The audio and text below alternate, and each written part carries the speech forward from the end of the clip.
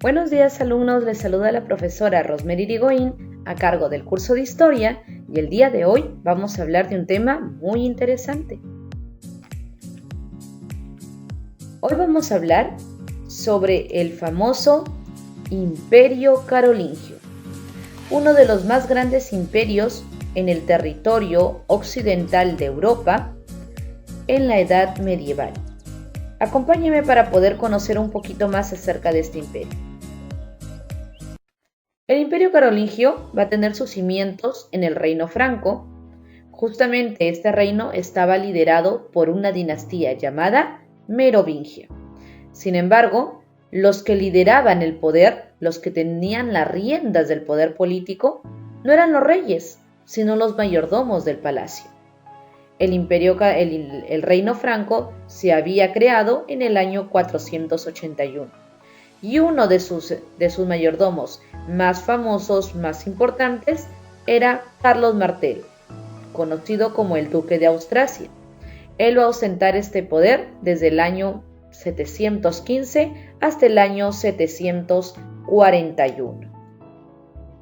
Carlos Martel fue un mayordomo merovingio que va a vencer a los musulmanes en una batalla que duró 7 días, la famosa batalla de Poitiers. Esto se da en el año 732. Tras la muerte de Carlos Martel, va a heredar su puesto como conde de Austrasia su hijo, Pipino el Breve. Pero Pipino el Breve no solo quería ser mayordomo, sino que él ostentaba a algo más. Y tras la continua decadencia de los reyes, la continua llegada de reyes holgazanes al poder de los francos, es así como Pipino se enfrenta contra Childerico y lo termina destronando.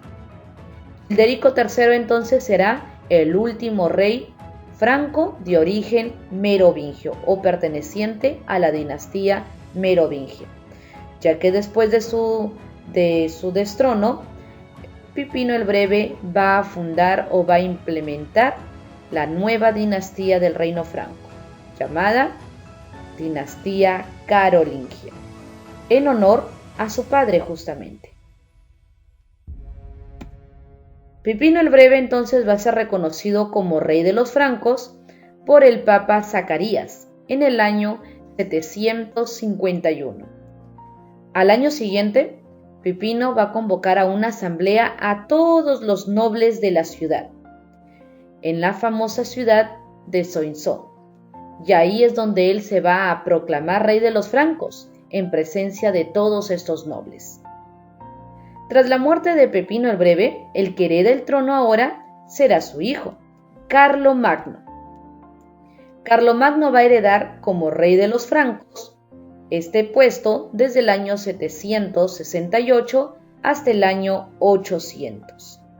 Sin embargo, Carlomagno era mucho más, aspiraba a algo más que su padre. Quería mucho más poder, más territorio. Es por eso que él, una de sus metas, era refundar el antiguo Imperio Romano Occidental bajo su mandato. Sin embargo, para lograr todo esto, Carlomagno tenía que someter a todos sus enemigos cercanos. ¿Ok? Y es así entonces que Carlomagno empieza su periodo de expansión del Reino Franco. Para que se pueda expandir va a tener que pasar 3 grandes enfrentamientos, 3 guerras con sus más grandes enemigos. Empezando la guerra contra los lombardos, la cual se va a llevar a cabo en el año 774. Aquí Carlomagno va a vencer a los lombardos de Italia y va a tomar prisionero a su rey, el rey Desiderio.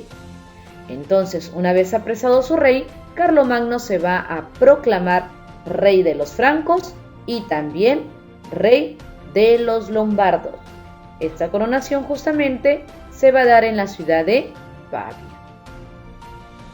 Después de derrotar a los lombardos y obviamente de esa manera ayudar muchísimo también a la Iglesia Católica, que había estado siendo sojuzgada por los lombardos, ahora va a tener que enfrentarse con otros enemigos. Uno de sus enemigos más fuertes que había tenido Carlomagno eran justamente los musulmanes. Y así es como se da la guerra contra los musulmanes de España, que inicia en el año 778. En esta primera etapa de este enfrentamiento, Carlomagno va a ser derrotado en la batalla de Roncesvalles. Justamente en esa batalla va a morir su sobrino, el famoso Conde Rolando, o también llamado Conde Roland, hecho justamente que va a inspirar a una canción, la canción de Rolando, que va a ser la primera canción de gesta francesa. Sin embargo, va a ser hasta el 801 cuando Carlomagno va a poder conquistar la famosa ciudad de Barcelona y de esa manera va a derrotar a los musulmanes y se va a hacer de España. Es así entonces como Carlomagno va a establecer la famosa marca hispana en el territorio de España. Sometidos sus enemigos musulmanes, le faltaba un enemigo más: los sajones de Germania. Ese enfrentamiento va a durar bastante. Estos enfrentamientos contra los sajones de Germania se habían dado desde el año 772 y van a ir comenzando a tener muchos enfrentamientos hasta el año 804. Uno de los guerreros de los sajones que más pelea le dio a Carlomagno va a ser el guerrero conocido como Witkin. Sin embargo, este señor, cuando es derrotado, va a ser bautizado como cristiano. Y de esa manera, ahora los sajones de Germania también pasaron a ser sometidos y parte del actual reino franco. Una vez que Carlomagno había sometido a todos sus enemigos y era el hombre más poderoso de la época, entonces va a ser coronado como emperador. Esta coronación justamente se da por agradecimiento, ya que él había restaurado el poder del Papa León III como miembro principal de la Iglesia Católica, ya que él había sido expulsado por los lombardos. Entonces, por agradecimiento, León III lo termina coronando como emperador. ¿En qué fecha se dio esto? Pues el 25 de diciembre del año 800, en la famosa Catedral de San Pedro. De esa manera ahora Carlomagno había instaurado entonces un imperio en el territorio. Como el territorio ahora se volvió muy grande, Carlomagno empieza a dar nuevas organizaciones administrativas de su territorio.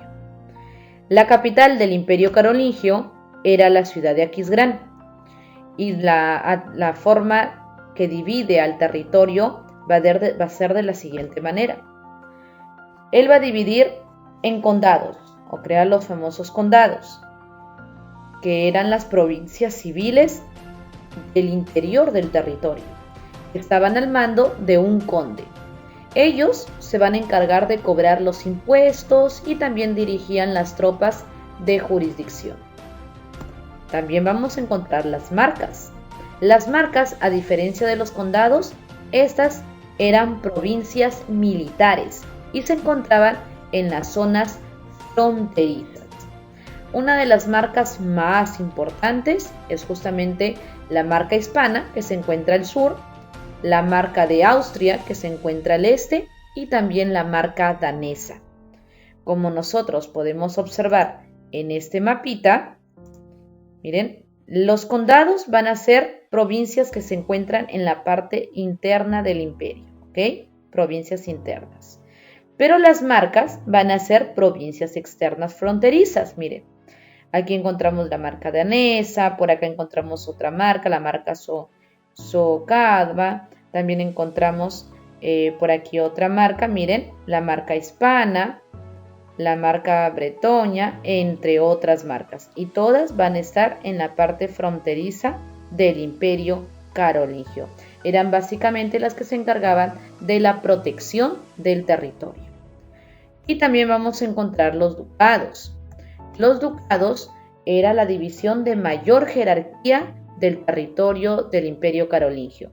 Era justamente la agrupación de estos condados, es decir, dirigían más de 2 condados y eso estaba a cargo de los duques. Estos duques eran comandantes generales del ejército de las provincias interiores y su división, como se les había mencionado, era la de más alto rango. Como podemos observar aquí en esta imagen, encontramos esta división de los duques. Miren, ¿no? Todas estas colorcitas que vemos en este mapita son ducados y obviamente son mucho más grandes a comparación de los condados que eran provincias internas pequeñas. Otras personas que cumplían un papel muy importante en el Imperio Carolingio eran los missi dominici, conocidos también como los enviados del Señor. Eran justamente 2 inspectores, un laico civil y un eclesiástico obispo, ¿no? Ellos se encargaban de recorrer el imperio 4 veces al año, ¿ya?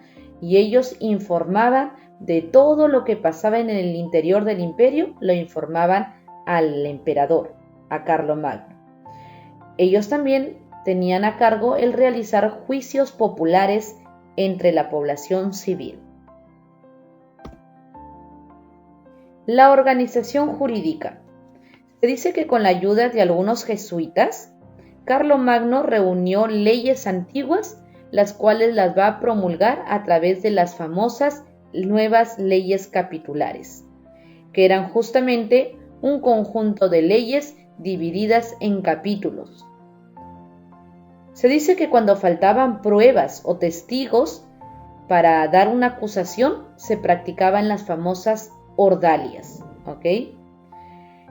Una de las ordalias más conocidas, ¿no? Las formas de castigo en las ordalias, era la prueba de la cruz, la prueba del agua y la prueba del fuego.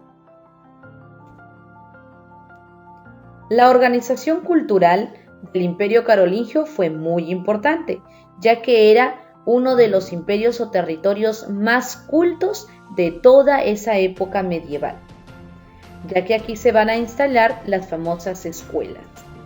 Y la educación del Imperio Carolingio va a estar dividido en 3 tipos de escuelas. En primer lugar, encontramos las escuelas palatinas, que justamente estaban dedicadas o dirigidas hacia los nobles.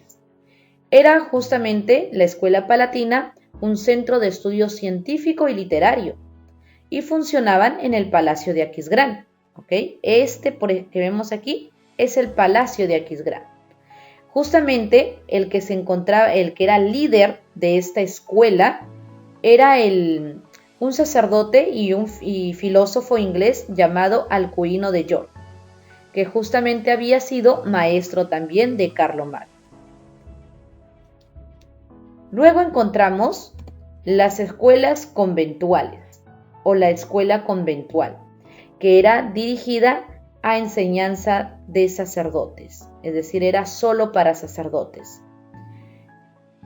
Estas escuelas funcionaban en los monasterios, es por eso que también se le llamó escuelas monacales. Y también funcionaban en las catedrales, y es por eso que también se le dio el nombre de escuelas catedralicias, ¿ok?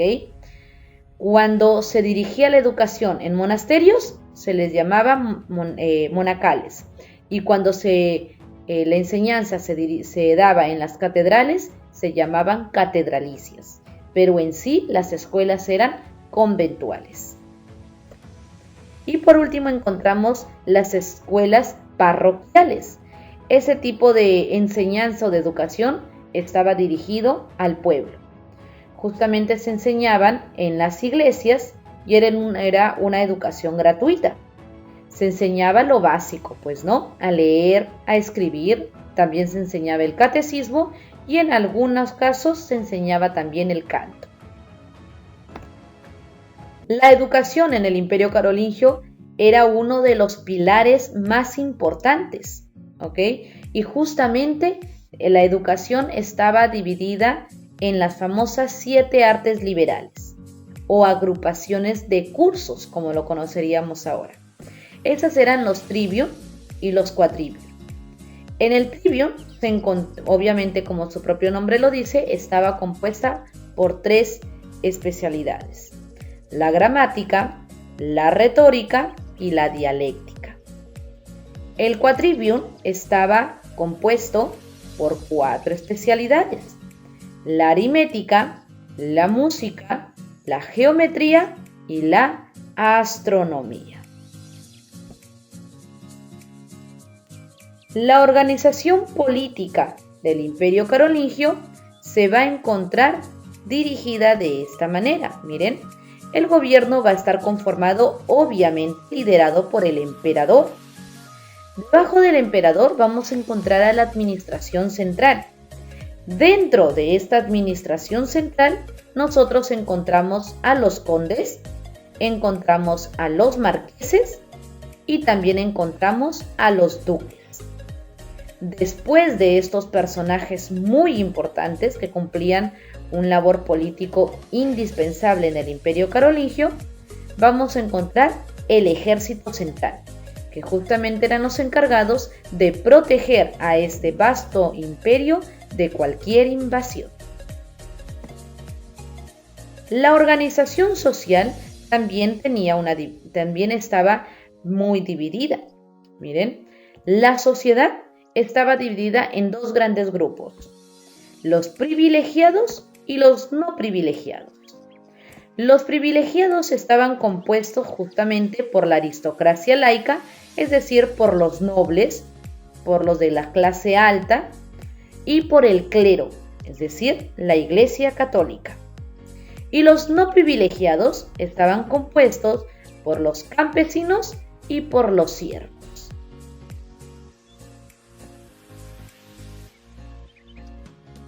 La organización económica. Aquí vamos a encontrar que la economía del Imperio Carolingio estaba basada en la agricultura. Justamente esa agricultura se va a dar a través de los famosos latifundios. Estos latifundios van a estar compuestos por las famosas reservas señoriales y también por las pequeñas parcelas. Entonces la agricultura fue la actividad económica principal durante el Imperio Carolingio y casi por toda la Edad Media, porque todos los pueblos o reinos o territorios que se dieron o se desarrollaron en la Edad Media, su economía principal era la agricultura. Y es así como llegamos al fin del Imperio Carolingio. El Imperio Carolingio había estado en su mejor época en el gobierno de Carlomagno. Sin embargo, tras la muerte de su emperador, en la fecha del 28 de enero del año 814, el que le va a suceder al trono va a ser su hijo Ludovico Pío, también conocido como el Incapaz o el Piadoso. Él va a gobernar desde el año 814 hasta el año 840. Sin embargo, el que después de la muerte de Ludovico Pío va a heredar su trono va a ser su hijo mayor, llamado Lotario. Pero aquí empieza un problema. Los hijos menores de Ludovico Pío, es decir, hermanos de Lotario, llamado Luis y Carlos, ellos van a comenzar a enfrentarse contra su hermano mayor y lo van a terminar derrotando en la batalla de Fontenay. Después de la derrota, tuvieron que firmar entonces un tratado. Eso se da en el año 843. Firman el famoso Tratado de Verdún, en el cual van a repartirse las tierras entre los 3. Y es así entonces como Carlos, conocido como el Calvo, se va a quedar con el gobierno de las Galias y Francia, ¿ok? Con ese territorio. Luis, conocido como el Germánico, él va a heredar el gobierno de Germania, de Austria y de Alemania, es decir, este territorio. Miren, ese territorio. Y por último, Lotario. Él va a heredar el territorio de Italia. También va a heredar una franja entre las fronteras de Francia y Alemania. Es decir, todo este territorio. Toda la parte que se encuentra de moradito. Sin embargo, Lotario va a morir en el año 855. Sus hijos se repartieron sus estados, ¿no? Los hijos, pero eran pequeños, así que se reparten entre ellos la herencia de su padre. Pero cuando mueren sus hijos de Lotario y no habían dejado herederos, entonces sus tíos, Carlos y Luis, ellos se van a encargar de repartir estos territorios en el famoso Tratado de Mersenne en el año 870. Ya en el año 887 se van a dar las separaciones de las dos nacionalidades, Alemania y Francia. Este territorio del antiguo imperio carolingio, que ya había sido totalmente fragmentado y dividido, en el año 901 se va a extinguir la monarquía germánica. Y por último, en el año 887 se extingue por completo la monarquía carolingia. Entonces, tras la muerte de Carlomagno, simplemente empezó una constante división de territorios, para finalizar en el año 987 con la desintegración total de lo poco que quedaba del imperio carolingio. Obviamente podemos observar entonces que esta división se va a dar, o esta decadencia del imperio carolingio se va a dar justamente cuando empiezan los enfrentamientos entre los hermanos. Y es así entonces como una de las consecuencias más importantes del imperio carolingio o de la división del imperio carolingio es justamente la aparición de las monarquías, porque ahí es donde empiezan a aparecer las diferentes monarquías en el occidente de Europa, como la monarquía española, la monarquía francesa, la monarquía italiana, la monarquía de Austria, entre otras. Muy bien, y eso ha sido todo con respecto al imperio carolingio. Espero que haya quedado claro y nos vemos en la siguiente clase. Se cuidan mucho.